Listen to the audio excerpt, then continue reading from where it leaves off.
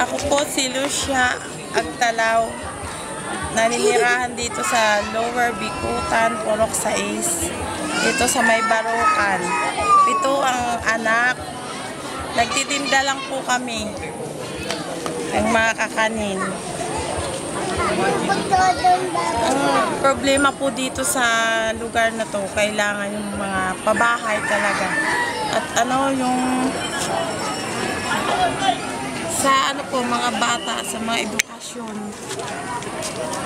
Kailangan po namin ang suporta kasi minsan hindi rin po namin kaya magsuporta lalo pag kolehiyo na yung bata.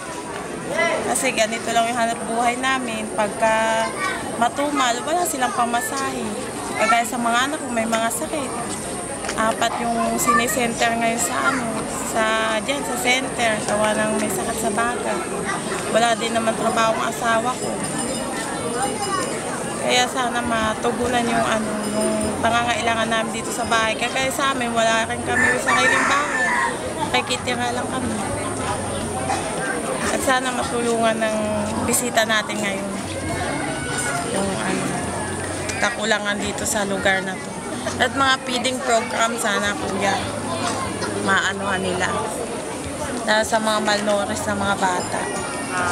Our goal really is to move constituents living in disaster risk areas, move them to a safer place, and I am very thankful to Australia, the Australian government, AusAid in particular, for this project. Thank you so much, sir. Thank you for visiting us here in Taguig. Happy to do it. We're deeply honored.